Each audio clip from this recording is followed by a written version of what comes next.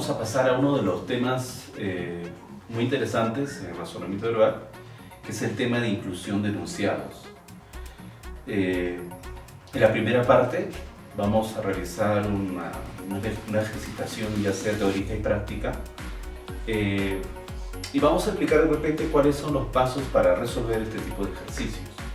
Sabemos nosotros que desde oraciones incompletas, conectores, información eliminada, este ejercicio, plan de redacción, trabajamos con párrafos. Son párrafos en realidad, son textos o párrafos cuyas oraciones han sido, en este caso, divididas. En lo que respecta al ejercicio de inclusión de enunciados, nos presenta el párrafo ordenado, pero de manera adrede o intencional se ha excluido o sacado una oración. Y entonces es muy importante para ello realizar el análisis de cada una de estas oraciones para identificar cuál es el subtema o el tema central. Muy importante analizar, por ejemplo, las oraciones que van antes o después de la información que falta. Entonces, para ello vamos a analizar algunos ejercicios que nos van a servir como una pauta inicial. Vamos entonces a la oración, al ejercicio número 1. Es necesario leer las oraciones. Voy a iniciar, en este caso, haciendo lectura de la primera oración. Dice: la unidad evolutiva es la población con capacidad de hibridación. Dos puntos, la especie. Sabemos nosotros por ortografía que ese dos puntos, la especie, es como si en las oraciones anteriores, en la idea anterior, después de los dos puntos, no se estuviera presentando la definición. ¿Qué es la especie en realidad? O sea, con eso nos está diciendo que la especie es una unidad evolutiva. También nos dice que la especie es la población con capacidad de hibridación. Nos presenta la palabra hibridación. La oración número 3, el autor menciona y dice: un paleontólogo no puede probar la hibridación y disponer solo de algunos ejemplares. Vuelve a tratar referente a la categoría hibridación como un aspecto importante para la especie, para la formación de una especie. El 4, por estas razones, la historia de los fósiles no tienen continuidad y su interpretación es particularmente difícil, hablando referente a la importancia de la hibridación. Ahora, es también fundamental analizar las alternativas. Sabemos nosotros que el texto o el párrafo trata referente a la capacidad de hibridación en las especies. Capacidad de hibridación en las especies. Entonces, en base a la determinación del tema, voy a analizar la alternativa A. Y digo, la paleontología se remonta al estudio de los primeros fósiles. Tengamos en cuenta que el subtema es la capacidad de hibridación de las especies. La alternativa A no podría ser la que complemente, porque además trata de los inicios del término de la paleontología. O sea, cómo se inició la paleontología. El tema acá es la capacidad de hibridación de la especie, no es el inicio de la paleontología. Por lo tanto, se elimina la A como posibilidad.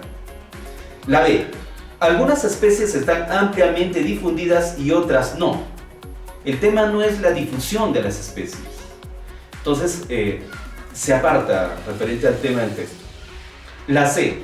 Observando la hibridación, se determina si una población es o no es una especie.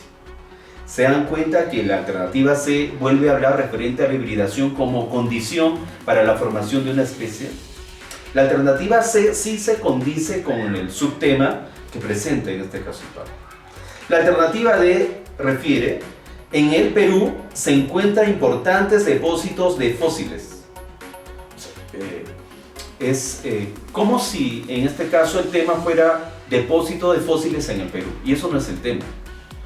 La alternativa E menciona: el concepto de especie sigue discutiéndose entre los biólogos. Nos está hablando acá del carácter, en este caso, controversial del concepto de especie. Entonces, analizando las alternativas, vemos que la alternativa C es la que se encuadra con el tema que nos presenta el texto. Por lo tanto, la respuesta vendría a ser la C. Habrá notado que es muy importante analizar las oraciones.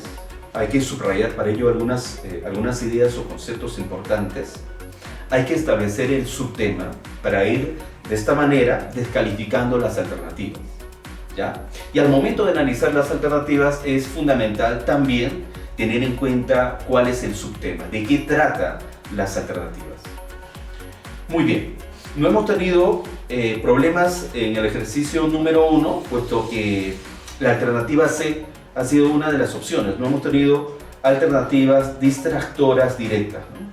Por lo tanto, la respuesta viene a ser la C. El ejercicio número 2, la primera oración nos habla de... dice: a comienzos del siglo XVII surgió en Italia la ópera, uno de los géneros más atractivos del espectáculo escénico. 2. La primera gran ópera, llamada Orfeo, corresponde al año 1607 y pertenece al compositor veneciano Monteverdi.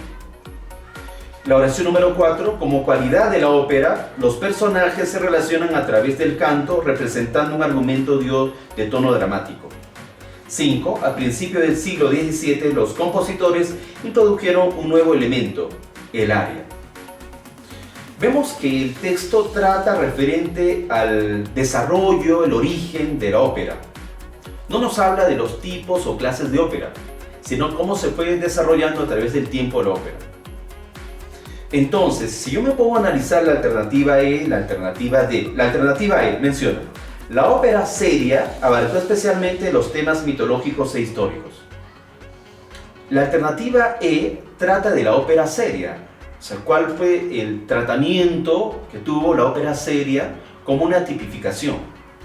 Porque la alternativa D trata de otro tipo de ópera, la ópera bufona, la ópera bufa. Entonces la D y la E tratan referente a tipos de ópera. Pero el subtema no es tipos de ópera, sino es el desarrollo y la evolución de la ópera.